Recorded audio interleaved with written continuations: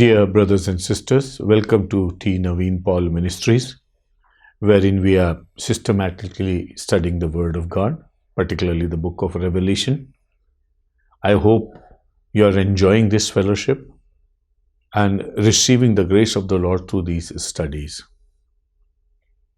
Today we are going to study about one of the letters written by Jesus Christ through John to the Church of Philadelphia. Philadelphia church is known for its forbearance and endurance. A church which is ready to suffer and stay strong in the Lord. At times it is said that the more that we go into sufferings, the stronger we get in the Lord. So tough times and difficulties are a blessing in disguise. And this is how the Lord also tests us and tests our endurance as to how much can we bear for the Lord and how much can we get the glory through the sufferings in our lives. We have already seen that Jesus gave the book of Revelation to John in a very specific and particular condition in the island of Patmos, where John was there and Jesus visited him and gave him the revelation as a book to him. This revelation doesn't include only the 7 letters to the churches, but it's a single entity which we need to understand. The whole book should be seen as a single entity, and also this helps us to learn the approach that the Lord has towards His revelation. He reveals himself to John in a new and specific way, a way in which John had never known him, full of glory. Then John was encouraged by Jesus through a touch of his right hand to stand up and see whatever the Lord shows him and write it in a book and send it to 7 churches found in the country of erstwhile Turkey, which is also a Roman province in those days, which was called to be a special area in that province. It was called Asia, which is not the Asia of today, but a province of Roman Empire, which was called Asia. There were 7 churches in that area, which is known as Turkey today. And Jesus tells John to write letters to these 7 churches, telling him that he is the one who moves within the church, moves amidst all the churches, which represent the lampstands. And he has 7 angels, each one for each church, which are the 7 stars. And he is dealing with the church initially as his revelation. Revelation is very much around us. Revelation is not only of things which are distant and not discernible by man, but revelation is very close to us regarding the small and big things that we face in everyday life. These churches represent the church at large. We've already seen that the church was already established far and wide. Disciples had gone to distant places. Because of persecution, the church was scattered from Jerusalem to all places around. Churches were founded. And that's why Jesus prefers to speak to these 7 churches, representing the church at large, which was quite scattered and established by this time. Today, when we read the Bible, we read the book of Revelation as is written to us. Not only to us, but right from the time of Jesus till date, and also the date of his second coming. We will read the book of Revelation as an expression of special secrets by God to the church. So we don't have to go into specific churches, but we have to take it as a letter for the church at large, but also understand that this revelation is only for the church and not for anybody else, because God wants to reveal His secrets to the church. To the church, book of Revelation has altogether different meaning. To the world, it could have some sense. People get some information, some clue of what's going to happen in the end days and the last days. But as helpless viewers, they just behave as bystanders and are not able to do anything. But the church, the living body of Christ, through the book of Revelation, gets appreciation, gets the right introduction of Jesus Christ, gets the challenges and difficulties which are in the church, gets the encouragement to overcome them, and gets the promise of a reward. All these things are given to the churches, and then the Lord takes John to the heavenly places, higher places, and where he sees things occurring in heaven as well as on earth, how they are related, how heaven and earth mingle together as far as the revelation is concerned, that we will see on a later stage, maybe in the next chapter. Today's subject is the letter to Philadelphia. Now, it is written here, "And to the angel of the church in Philadelphia write, These things says he who is holy, he who is true, he who has the key of David, he who opens and no one shuts, and shuts and no one opens. I know your works. See, I have set before you an open door, and no one can shut it. For you have a little strength, but have kept my word, and have not denied my name. Indeed, I will make those of the synagogues of Satan, who say they are Jews and are not, but lie, indeed I will make them come and worship before your feet, and to know that I have loved you.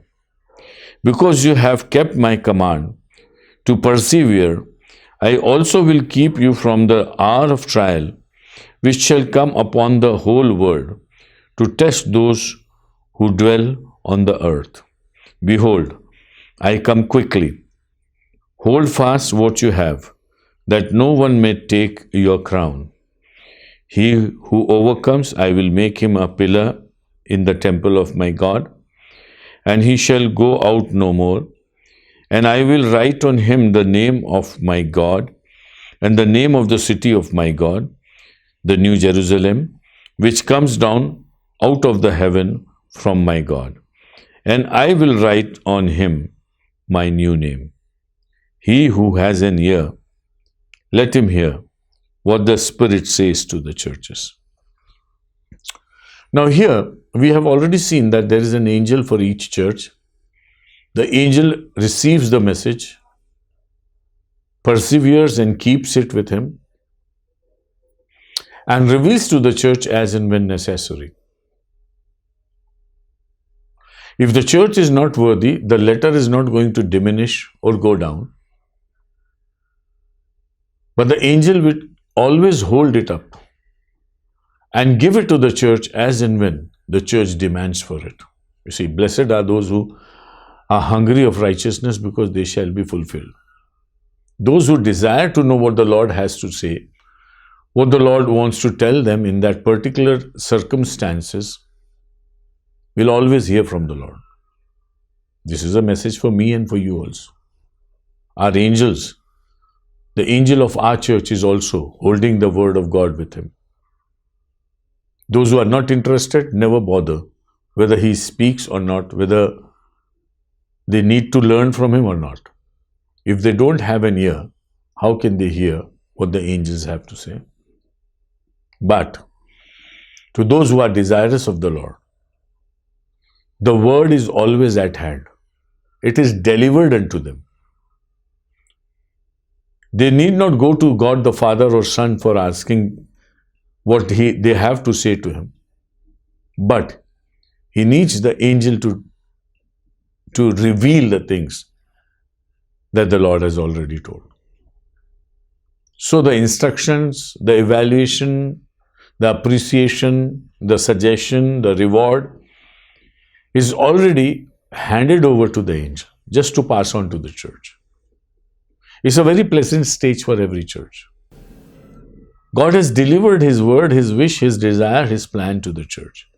Now it's our duty to look for that. And as we remain in our churches, as we flourish in our churches, let us make it a point to always ask the Lord what He has to tell us and what can we receive so that we become according to the plan and mind of God. To the angel of the church in Philadelphia write, these things says He who is holy, He who is true, He who has the key of David. Now, whenever Jesus introduces Himself to an angel of a particular church, it's always with a reference to the need of the church, the blessings of the church, the future of the church, and the reward of the church. The overall holistic picture was shown to John in chapter 1 when he sees Jesus and falls as though dead at His feet, and Jesus encourages him. That was a wholesome picture. Now, out of that wholesome picture, the introduction of Jesus Christ pertains to the condition and requirement of the church.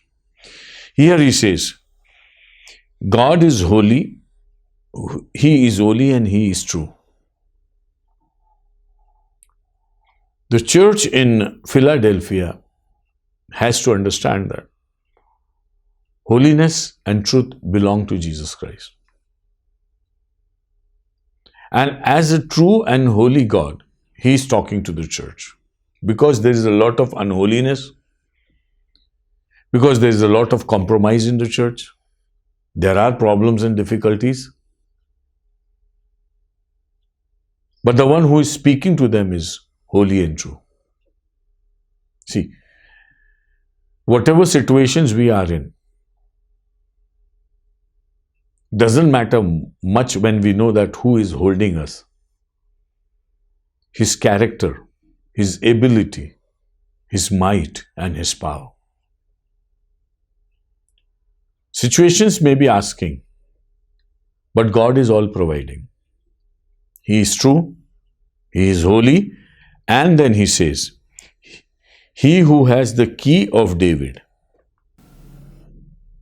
Now, key of David, we have already studied in chapter 1, the key of Hades and death is with Jesus Christ. Those are the keys regarding the eternity. But here are the keys which very much apply to the contemporary church. And that is called the key of David.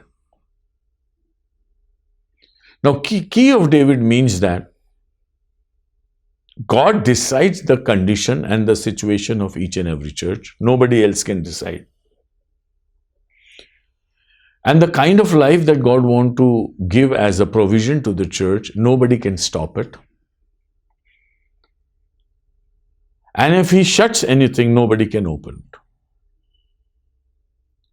So the church is not running according to the situations around the church, around her, but according to the door opened by the Master. So the key player is Jesus Himself, and not the situations and not the people around the church. The key player is Jesus Himself. He holds the key of David. And key of David means He who opens and no one shuts, and shuts and no one opens. See, God has given us talents. God has given us fruits of the Spirit. God has given us ability to serve Him. God has also declared that He will judge us according to our gifts and talents and how we use them for Jesus Christ. Unless we have an opportunity, how can we prove ourselves? So one should always concentrate on what God has kept as an opening for us. So first thing is recognize the opening and work on the opening. The second thing is don't imitate anybody else, and whatever is closed, take it as closed. See, now also, the church has different conditions in different nations and all throughout the world. At times, some doors are open. At times, the doors are not open. At times, God is opening the way for the church to serve and work in a specific way. In the other places, it's different. At times, it's just the suffering for which the Lord opens the door. At times, it's for the social service and loving everybody that the Lord opens the door. He opens the door. And the best part of it is that the church knows that the door is open. We know that which door for us is open and which door is closed. It cannot be a secret. Because God reveals everything to us. And if He doesn't really reveal everything to us in time, how can we serve Him? And how can we get the reward? And how can we get the crown of life? So life is an opportunity decorated by good and beautiful plans of God, which we must realize and understand. So here he says, I know your works. Every time, writing to every church, he says, I know, I know, I know. If you are telling God something, when God says beforehand, I know. And if God is speaking of Himself to the church, then also He says, I know. The church should understand that God knows everything. Our prayers He knows, our needs and our problems He knows, His provisions, His plans, according to our conditions, He knows. So His knowledge is the best about us and our future. The plan that He has for us is always for good. And what we do not know about ourselves, He knows. Because Jesus said in the Sermon on the Mount that even your hair are counted. Nobody in this world can tell how many hair are there in his head. Nobody can. But Jesus can. Because He knows that. This is an example of how to understand the knowledgeability of Jesus as compared to our own weaknesses. He says, I know. To every church He says, no. I know, I know. And that's why He says, I know your works. See, I have set before you an open door, and no one can shut it. I have opened a door for you. You are a church with an open door ministry. See. This also hints us that when the church is less of problems and more of a desire to work for the Lord, He opens the door. But when church is more in flesh, unprepared to serve the Lord, then even the open doors also serve as shut doors. When Jesus was preaching to the crowd, He was full of compassion.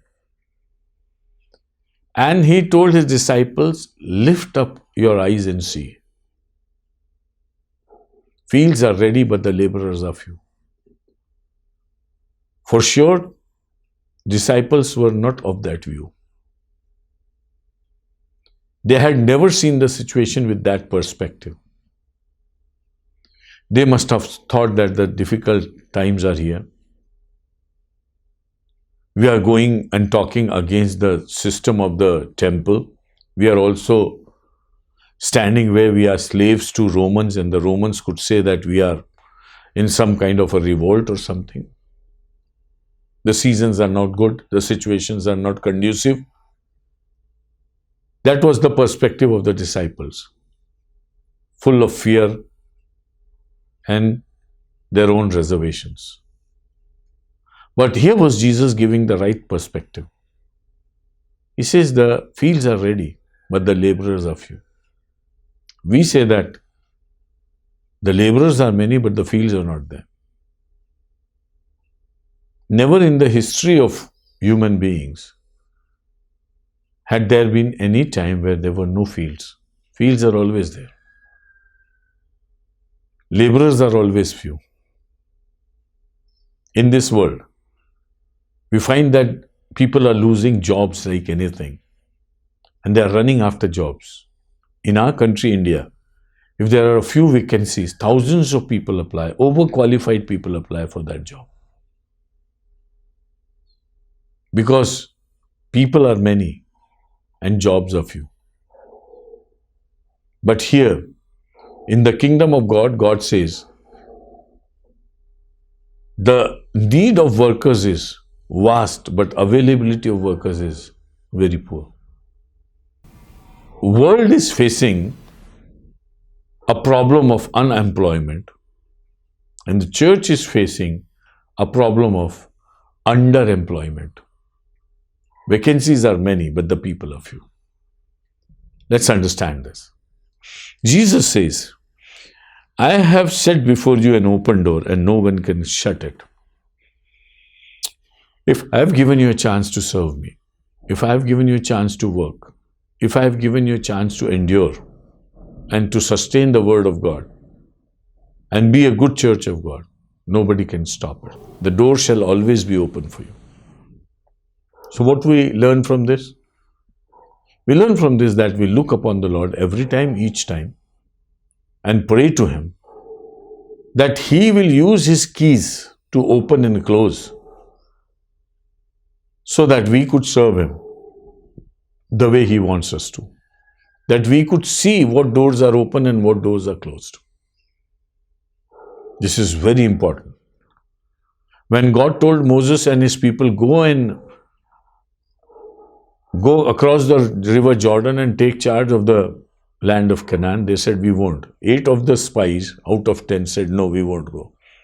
Because they'll kill us, we'll die, our children will die, and lots of murmurings were there.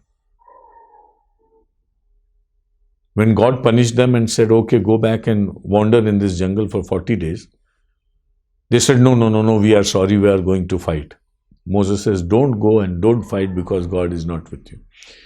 In spite of this, they tried and they were badly defeated over there because God was not with them. When the door was open, they did not take the chance.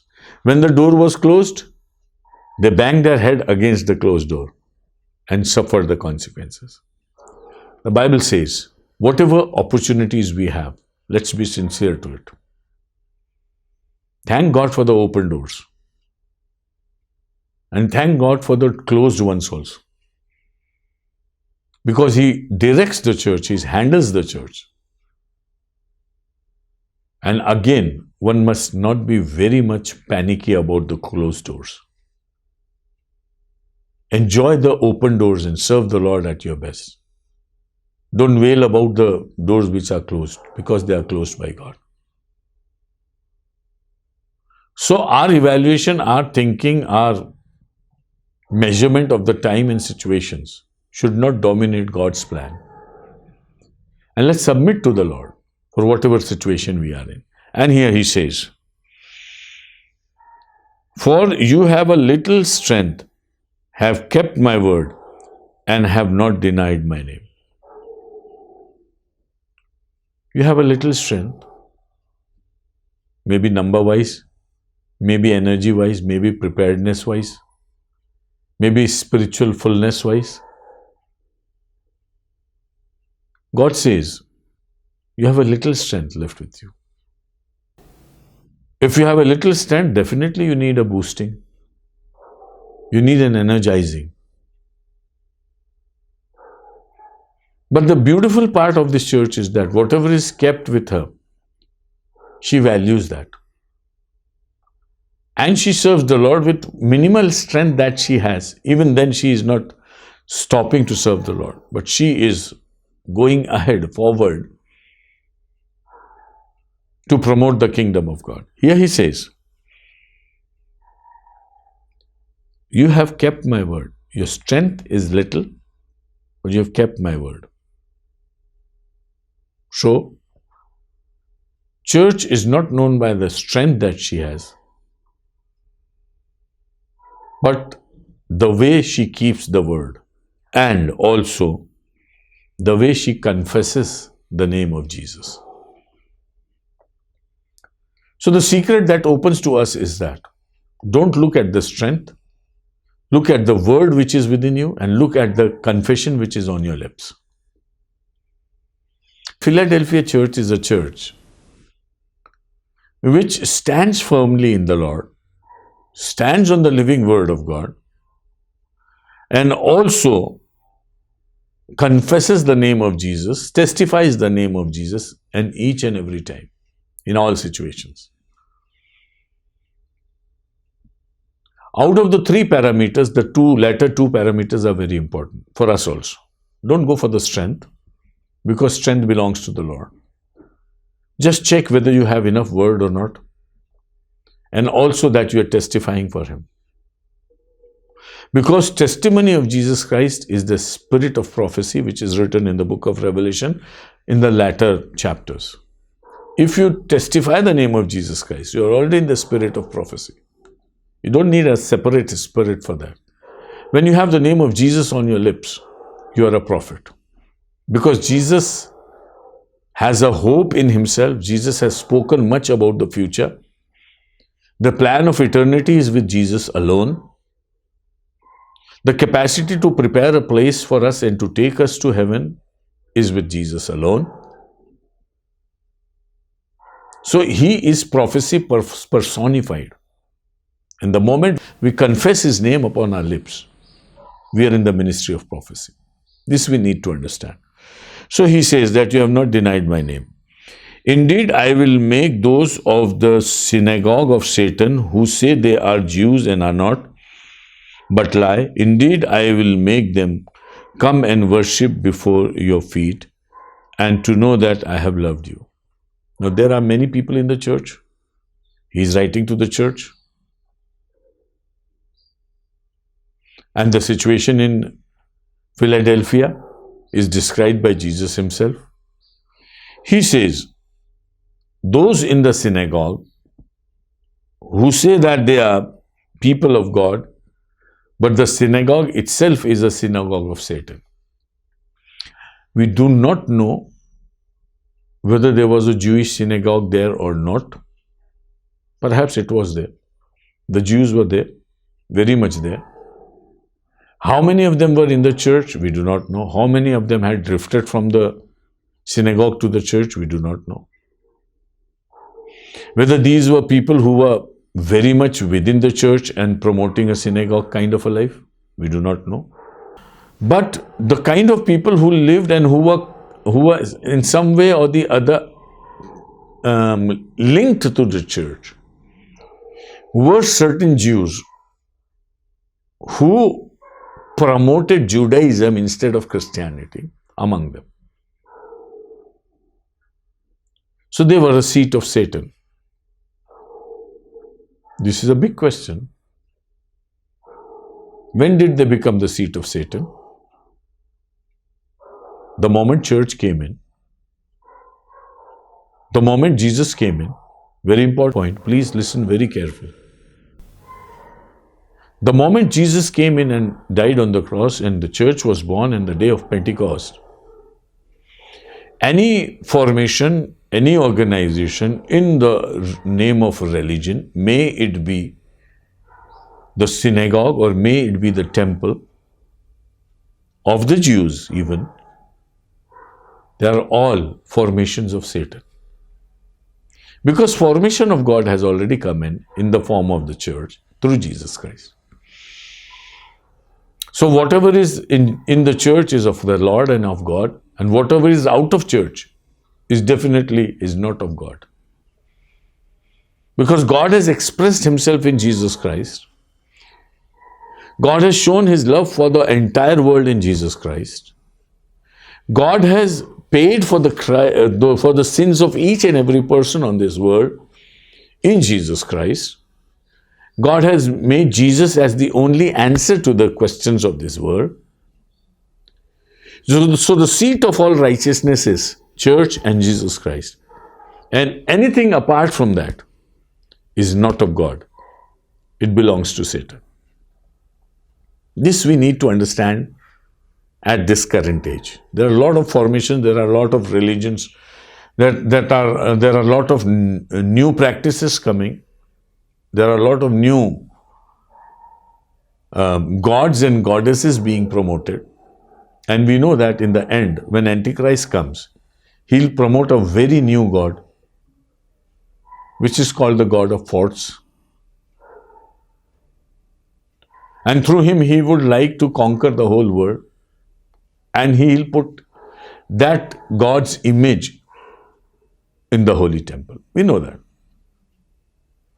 So, as far as religion is concerned, as far as church is concerned, as far as God is concerned, as far as Jesus Christ is concerned, whatever is new is in Jesus Christ. And anything after that which appears to be nascent and promising is not from God. Jesus is the final word of God. Jesus is the final manifestation of God himself, with a promise to come again in the clouds. So there is a very clear bracket that Jesus has made from this side to that side. He's Alpha and he's Omega. He's on this side also, he's on that side also. Anything in between doesn't belong to Jesus and to God. So there are people in Philadelphia who are the synagogue of Satan and who say that they are Jews. So every Jew is expected to become a Christian because they call themselves Jews. They are waiting for the Messiah. Moses had given them a promise that a prophet like me is going to come. So every Jew is supposed to become a Christian and to accept Jesus Christ. This may not please many of our Jewish brothers, but they are still Jews and therefore they are synagogue of Satan. If church is formed, the very body of Christ, the bride of Christ, then no other body on this earth can serve as the bride of Jesus Christ. No other formation in this world can replace church or even equate church at any level. See, we are in the ages of formations. We read in the book of Revelation, which I are going to study in future, 7 heads and 10 horns. 7 heads are 7 formations of nations coming together and making summits and agreements to rule this world. Such formations would be there. So that process was still going on over there. In spite of Jesus coming into the world, a majority of the people in the world are waiting for Messiah. Who is that Messiah? If Messiah had already come, then who is that other Messiah that they are waiting for? Yeah, the bad one, whose synagogue they have become. There should be no synagogue left after the church is born. Every Jewish brother and sister should understand this.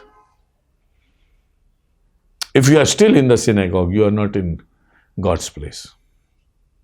Because everything is culminated in Jesus Christ. Praise the Lord. If you are not able to believe it, God bless you and have His mercy upon you. Don't feel offended. But this is the truth of the Word of God. God bless you. So here he says, those who are not the church but are synagogue of Satan, Jesus says, I will make them to come and worship before your feet and to know that I have loved you. All is well that ends well. Look at the result of everything. Jesus says that, and even John the Baptist said, the axe is kept on the root of the tree. If the tree doesn't give any good fruit, it would be cut and hewn down. The axe is already there. Wait till the fruit. Wait till the result. The psalmist says, I was very much disturbed when I saw the evil people flourishing like anything and taking the best part of this world and the righteous people suffering like anything. He said, I was very much disturbed till I went into your temple and saw the end of such people. So Jesus says to the church, don't worry. I will prove everything. Two things he says that I'll prove before the world. One is, they will bow down before you. You will never bow down before them. Second, they will know that I have loved you.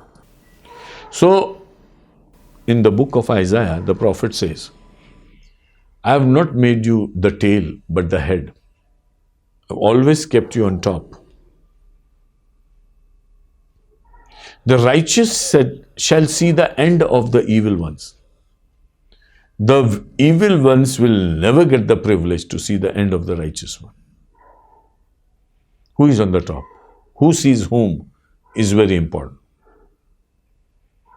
Everybody says he is right. Every movement appears to be right.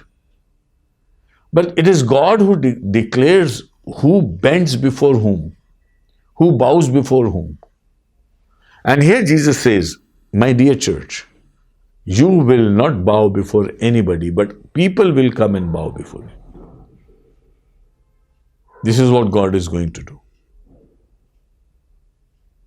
Secondly, they will know that I have loved you because of your elevation, because of your glorification, because of your being put on a higher pedestal. The world will know that I have loved you. Because without God's love, nobody can go on a higher pedestal in the world where God has kept everyone equal to each other. God says, I'll make you first among equals. And the world will know that. The church will always be on a higher place. It's like a city which is established on a mountain and can be seen from very far off. You cannot be hidden, you cannot be hidden. The church needs to wait for her glorification.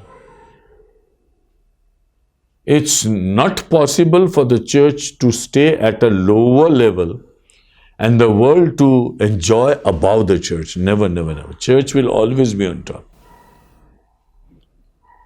You see, in this world, people have already written books and studies upon this. In my country, India also, somebody wrote that Christianity is the crown of all the world religions.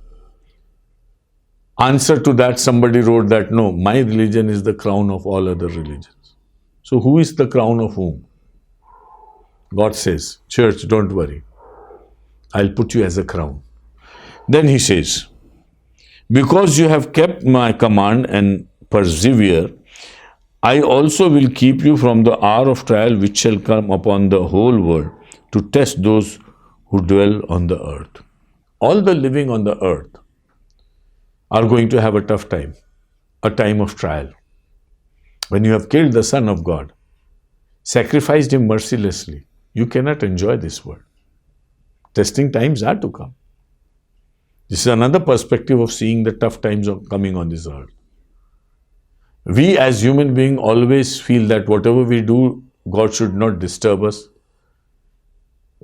He should let us enjoy our life as we want to.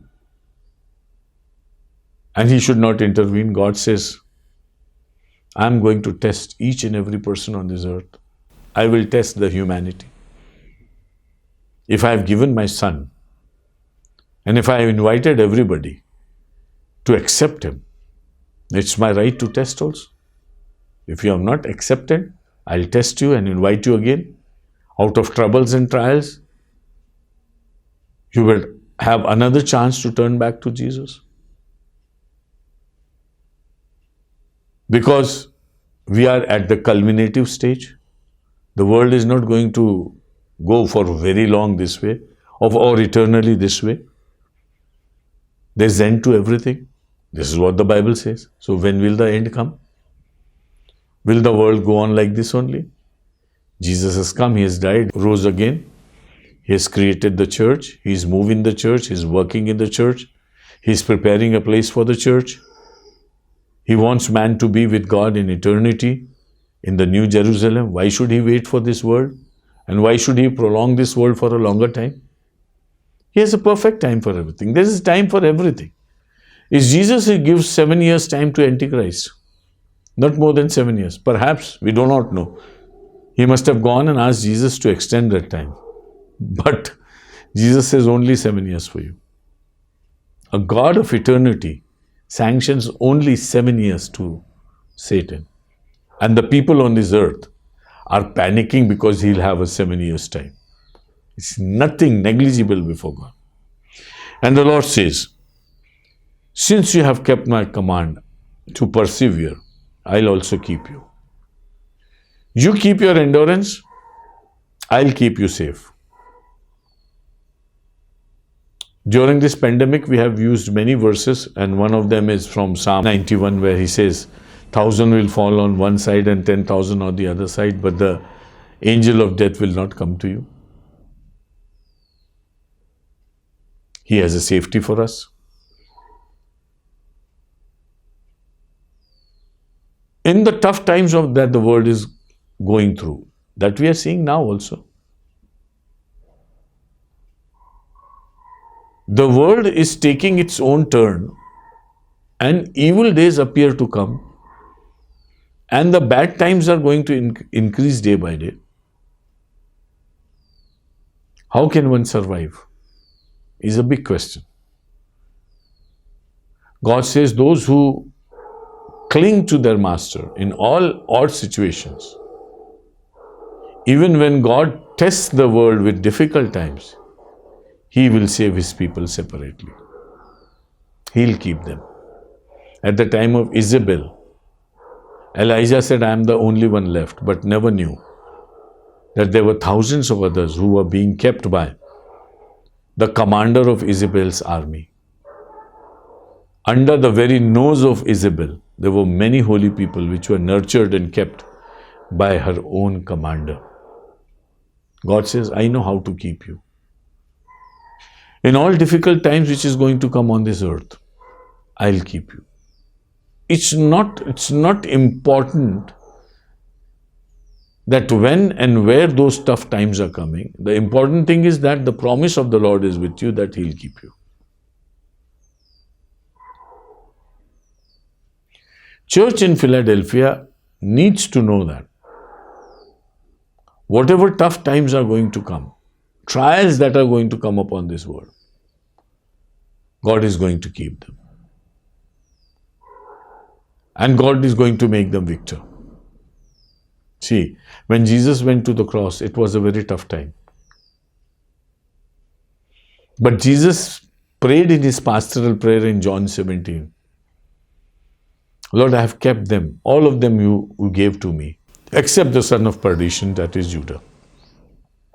Jesus said, I am keeping them. And not only through the cross, but till Pentecost, and when the church was born, and till the end of the ages. God is always with His people. His promises always with His faithful ones. He's a faithful and true God. That's why He says, behold, I come quickly, hold fast what you have, that no one may take your crown. Retain what you have. Don't look for gaining something, but just take care that you don't lose anything. Whatever is given to you, just keep it. Just keep it. And God is going to honor you. God has given us our sustenance through His word,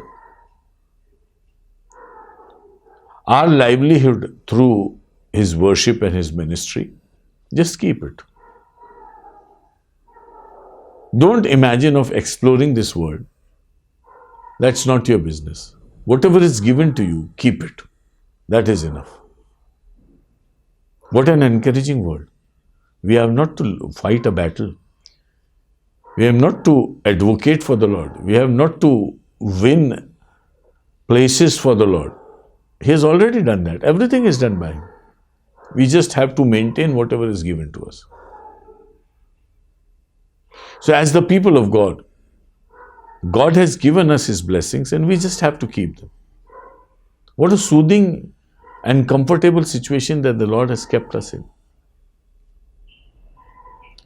And He says that He who overcomes, I will make him a pillar in the temple of my God. Now, when we study about the blessings, it's like establishing and personalizing the relationship. He says, as his introduction, I am the Holy One, the true. I have the key of David. Now, here he says that one who overcomes and one who maintains himself, one who survives and one who looks to the Lord and one who keeps the commandments of the word and one who is honored by the Lord before people and other people come and bow before him. And Jesus witnesses and testifies that he has loved the church. To those who have achieved this, he says, I'll make him a pillar in the temple of God. Displacement was one of their problems. Jews were dominating the scene. Perhaps they were also facing a risk of extinction. Perhaps they felt that the Jewish people would turn them away or chase them away from Philadelphia itself. Weaklings somehow maintaining themselves was the picture before the people, though God was behind them and the door was opened by God, nobody could shut. They were to be in Philadelphia, they were to flourish in Philadelphia, but still the world around could have said that we will extinguish them.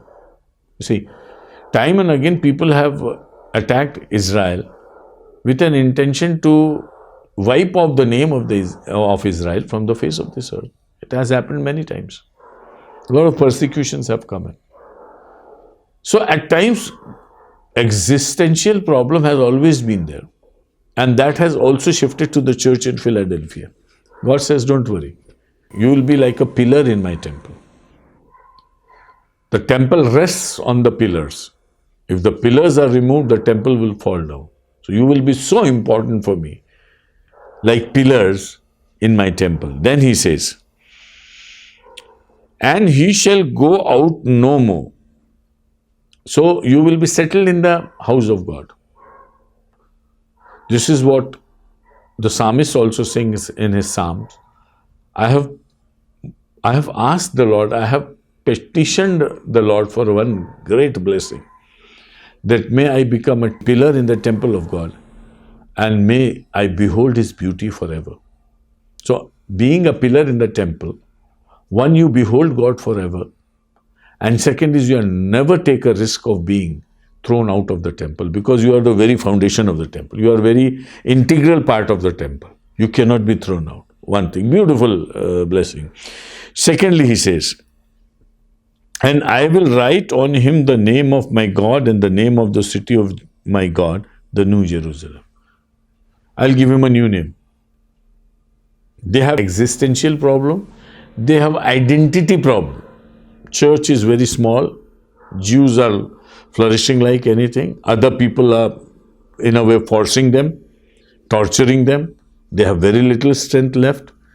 God says, now I'll give you a permanent existence in my temple. Secondly, I'll give you an identity. I'll put the name, my name. God says, I'll put my new name and the new name of Jerusalem. See, we understand that when we go into the kingdom of God, when we go into heaven, when we go in the presence of God, there will be a lot of new names.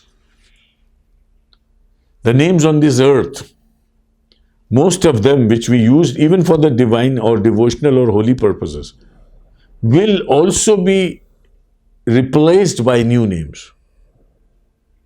This is what the Bible says. Now, I'll give him a new name. I write on him the new name of my God. Write on him.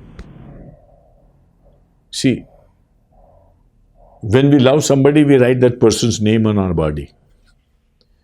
This is an age of tattoos. And what kind of tattoos people are making, you can very well see. Here God says, I'll tattoo him with my name. I'll write my name upon him, and the name of the city of my God, New Jerusalem.